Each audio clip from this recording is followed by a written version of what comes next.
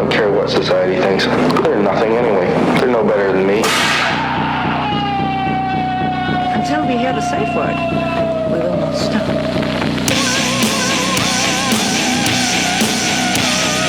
Have you ever thought what it would be like to see a person's head amputated? Think of things so horrible that the human mind cannot imagine them. See all this and more when you see on stage, in person, that crazy mixed-up. I like being set apart from people. I like to be hated. Safe Word with Jason Rouse.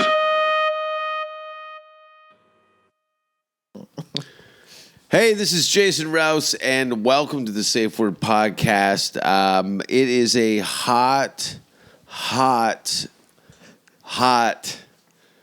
it's hot out. Oh, I thought you were going to say episode. It's a hot episode. We're sitting cross-legged, facing each other with a glass of Viagra and a loaded gun. No, it's fucking really muggy here today in Hollywood, California. I've just come back from my tour of Englandish kind of shows. I did half a dozen shows in London, and then was lucky enough to do some dates at the Download Festival, and it was a lot of fun. I watched a lot of good bands, and Dead Cross is a must-see if you have a chance to go to a good festival with good music. So anybody in North America, book those flights and go and see some proper music, as they would say. And anyway, I'm not going to do. I have a guest today, as most of the shows I do. A refugee from Canada. Would you like to introduce yourself? I'm Brett Forte, refugee. That's accurate. Get away from healthcare. Do you have? Well, first of all, you're a comic from Alberta, which is a province in Canada. That's correct. Yeah. And you are from a city called Calgary. Calgary, yes. Calgary. It's fancy now, Calgary. I like Calgary. Yeah. That's about as low as I go. Is cities. Good. That's what you want to tell your guest. The city you're from is about as low as I go. I know. That's Well, I'm good. from like the bottom. I grew up in Hamilton in the 70s and 80s. Right. You ever see? You knew the new Mad Max movie? Yeah. Fury Road. It's shit. I prefer the old one, obviously. Yeah. Well, I lived in the old one. It was a steel town that was shit. Oh, you were trying to make the new Mad Max reference because you think I'm a young guy. I'm not going to know what original Mad Max is. Are you trying to calibrate age on me right now? Is that what's going on? Here we go. Here comes a Facebook post. Yeah. Like I said, I'm from Hamilton. I'll stab you in the neck with a whiskey bottle. It was a different time. There was no rollerblading in Hamilton. Even to this day, you'll be burned as a witch. Yeah? But you're from a shithole. Yeah. Calgary. I got to say, this is so far, great. This has been a welcoming podcast. You started by sending me a picture of a man's asshole. That's the gaper. Make sure you hit up Boomer Phillips on Facebook and ask him about the gaper. No, don't ask. Save yourself. Take on the gaper. I think it's more of an art piece now than what you saw. You have this knack of terrifying people at the last second. Like, let's just it's for my gift. For those listening, let's just take you through what it's like to be in the passenger seat when you're having a ride along with Jason Rouse. You take me to the Hollywood Improv last night. On the way there, you're like, hey, you're under my wing tonight, kid. I'm taking you to the Hollywood Improv. It's my home club. I'm thinking, awesome. I didn't know I had an accent like that. Hey, well, you become New York as soon as you're like, come on, it's my main club. All right, I'll go there. So you're like, I got you. You're under my wing. And then as you're opening the door to the venue, you go, well, this should be interesting. Last time I was here, I puked and threw a beer bottle through a window. And did you see my body stop? I didn't even enter the door. I was like, who am I walking in with? Like, I'm in Hollywood. LA for my first time ever in my career. This is a bad move. Yeah. No. And I immediately text Mark DeBonis, who's also in town. I go, where are you, pal? Where are you? Get the fuck out. Yeah. Oh, I go. I might have to roll out on this one. No, I go, where are you? Because I need to stand with you. I need to be with you, you know? And then turns out you're just a funny dude, practical joker. And once again, on my way to this podcast, very welcoming. Hey, man, you want to bang out a podcast before the show tonight? Yeah. Absolutely. As I'm arriving to your door, text message of a man's gaping asshole. Boomer. Whoa, whoa. Boomer. Whoa.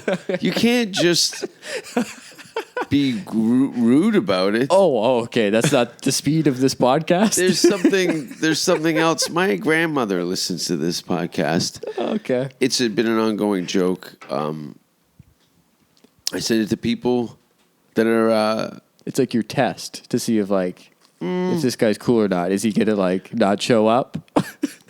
yeah. Well, you said you're going to be 8 minutes late, so you got gaped. Oh, that's true. That is fair. Yeah, something did come up. I apologize. You got gaped. Normally I'm better with my etiquette. I'm huge on etiquette, man. That's I'm good. I'm 26, but I'm like an old man on the inside when it comes to that shit. I can't stand people using texting as an excuse to get out of shit and arrive late. Oh, it's the worst. There's not a lot of face-to-face going on. Not in this world. No. Sometimes I feel like I'm the only monkey looking over the tall grass, and everyone else is all hunched over the phone. Yeah. Like the evolution chart again. We're just becoming the hunched over monkey with the iPhone 12, you know? It does kind of pull you back onto the earth. Yeah, dude. And that's why you see all these commercials for these fix-all mattresses that are good for your back. It's from people sitting on their fucking asses. Let me tell you, when you look at your phone, when you tilt your head 45 degrees, a texting position, it's 60 pounds of pressure on your spine. Think about that. 60 pounds hanging on your spine just from tilting forward reading something. Mm-hmm. If that doesn't make your neck sore just hearing that, you know? I'm 150 years older than you. Well, you're a vampire. And I've noticed, it took me a while because I was so fearful of having that head that kind of slides down to the middle of your chest. You ever see those guys that have never seen the stars that are just taffy backed? Caved in, defeated, like at the bow shoulder. Yeah. Everything's folding in on itself, his whole life force. And it's just a terrible way to shuffle along. And then the guy shits against the wall. Have you ever shit against a wall? You started your special with it, but I no. did do a dump. Oh, no, I did. I took a shit. Whoa. You're coming in a little hot, new guy. No, this is like... Where'd you take it? Someone stole mine at a festival. Someone took your shit? Yeah, it was in front of the van. I did 2 beehives, and one of them was missing.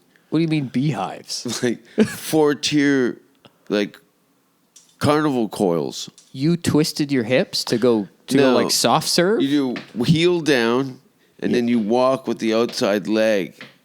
Oh. And you go around as tight as you can without getting it on your heel or your toe. Tight radius around the heel. And then you lift up out, and there's an UGG there. Wait, you can draw a perfect circle of shit around your shoe? That's how you tell a good artist, is how well they can draw a circle. That's at least 20 inches. Yeah, well... What kind of vlogs are you pumping out? Well, you can follow me on Scat Chat. Do you know that? Yeah, Scat Chat. Do you have Snapchat? No, I actually don't. It's too millennial for me, man. You got to get I on. the Instagram. I do the morning logging, like you get log fathered in. Yeah, of course. So Jason Rouse at 666 on Scat Chat. And say, I'd like to request a log fathering.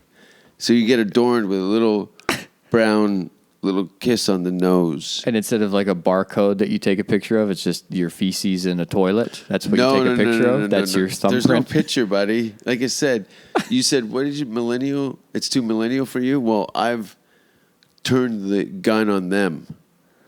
And you put the phone like hole to lens. Hole. Okay, yeah. Lens the hole. No splash guard. Full mud javelin. Yeah. It's brutal. I've been doing this for like 5 years. It's just trying to get it off the ground. Or? Every morning. Some people have blocked me. Well, the algorithms, right? You got to be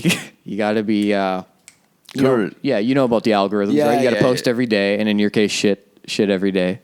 You got to be ready. And you feel, I've had people message me and say, hey, man, this might be weird. Yeah. But I haven't seen it in a day or two, are you cool?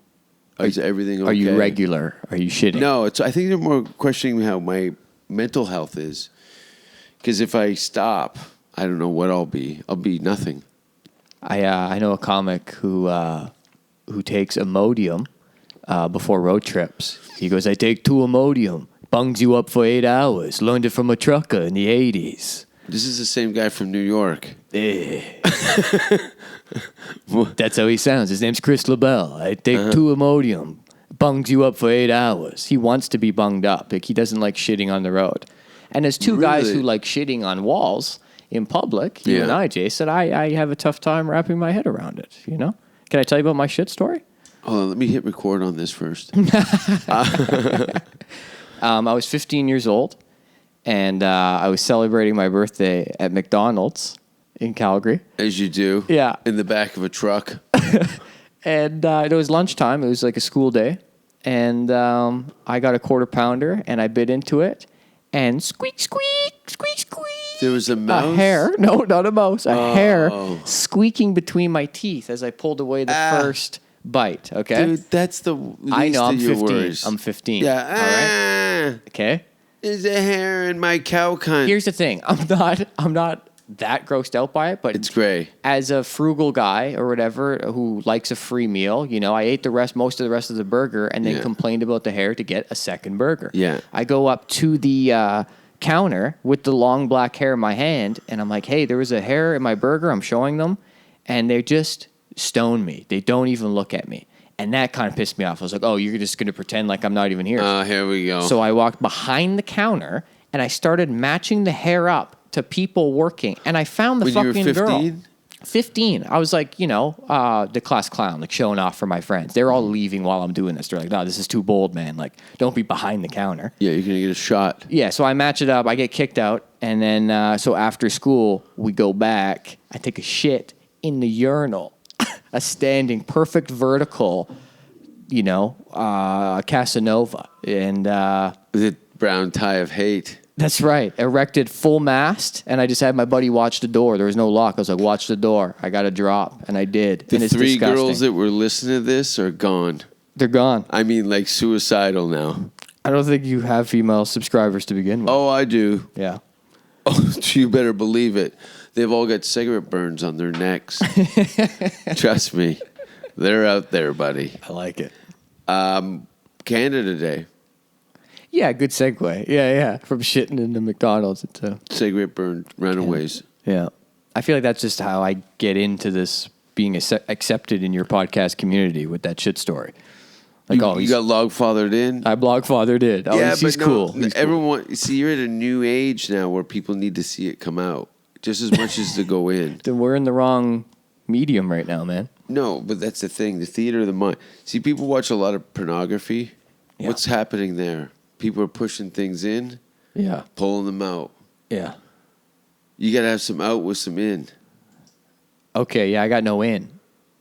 That was a story of out, No, not a lot of in. that you need more out and some in.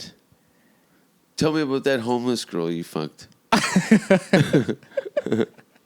That looked like she looked like an old goaltender from like Yeah, some small Quebec. I have to make the decision in my mind. Do I go with this fantasy and have some people No, maybe believe that But I you've fucked been on the homeless? road. Yeah. You've eaten out dump trucks. Yeah, I have to be selective of which stories I allow to be in public. But yeah, I've definitely... Here's that's the right. thing. I've done Grand Prairie. There you go. Oh, that guy? Yeah. He's still going by that stripper named Grand Prairie? Yeah. They call him, you know why they call him Grand Prairie? Why is that? Because he likes to fuck guys. And see how those things are tied together? It's a thinker, yeah. Grand Prairie, describe, okay, first of all, you're a comedian from Yeah. Canada. Yeah. I try and describe people what it's like to be a road comedian, and you're in the more sparse part of the country. Everything's 7 hours away. Everything's 7 hours away. So these little gigs and stuff around here, you're driving 3, 4, 5, 6, 7 hours to get to bomb. Well, hopefully not, but sometimes, yes. You're 26? Yeah.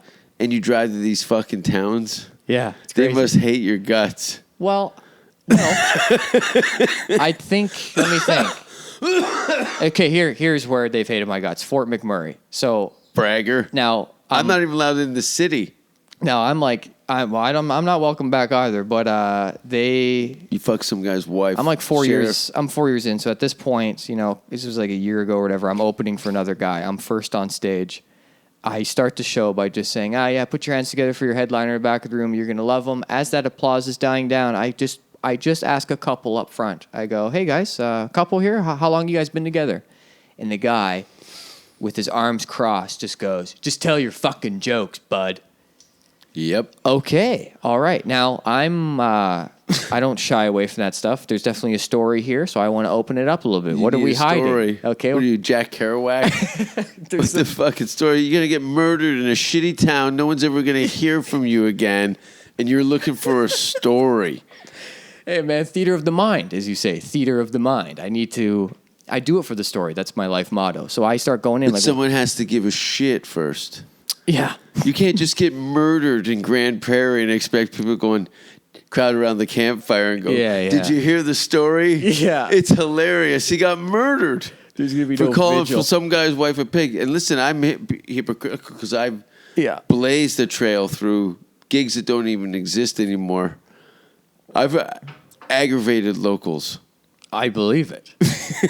I believe about your hospitality. Wicker Man. Now. Wicker Man. Wicker Man? Didn't they burn that guy? I don't know. Nicolas Cage? Oh, you found a hole in my armor for Nick Cage movies. I don't know much about Wicker Man. You don't know Wicker Man? Yeah. It's a remake. It's terrible. Do you like Cage? I like... Do you know him and Jim Carrey are very close, dear friends? Oh, really? Yes. There's this movie on Netflix called USS Indianapolis. Have you seen it with Nick Cage? No. He is the captain. It old? No, it's like 2005 maybe. He's the captain of the boat that took the nuke over to bomb Hiroshima. Is he American or? American. Okay. So the whole ship doesn't know what is really on board. Only he knows. Oh. So he takes it over there. It's delivered. On the way back, a Japanese submarine takes him down and his entire crew. Oh. So Nick survives as his captain. The Japanese boat captain survives. And when they're in court on home soil, there is a moment that is palpable. It is the last time I have teared up in a movie. Okay? No. This is powerful. They're talking in the courtyard. And Nick says, as a U.S. commander, as the captain of that ship, it was my duty to deliver what was on that boat. And I had some idea what was on that boat, but as a man, I apologize. And then the Japanese captain goes, well, as a captain of my vessel, it was my job to kill your men. But as a man, and they both start to tear up. Oh, I Christ. too am sorry. And they hug it out in the They courtyard. both have periods. And you feel alive. Is Feel it- something, It's Jason. like one of those, Feel something for those once. Rudy moments.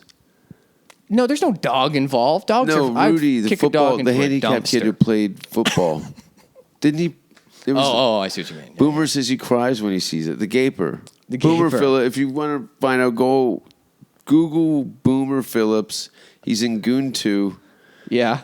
He's on Letterkenny, and he's got a blown out mud whistle. And a taut sack on him. A nice high it looks taut like sack. gum that a dog's chewed on for a day and a half. It was good. There was good structural integrity. I deleted it immediately, just so you know. It came in, and then I did the long press on the photo, delete. I've had to take that off. I've had panic attacks going through customs. It's my little thank you letter to the world. So Fort McMurray. You funked this guy. Yeah. I go, how long you been together? Just tell your fucking jokes, bud.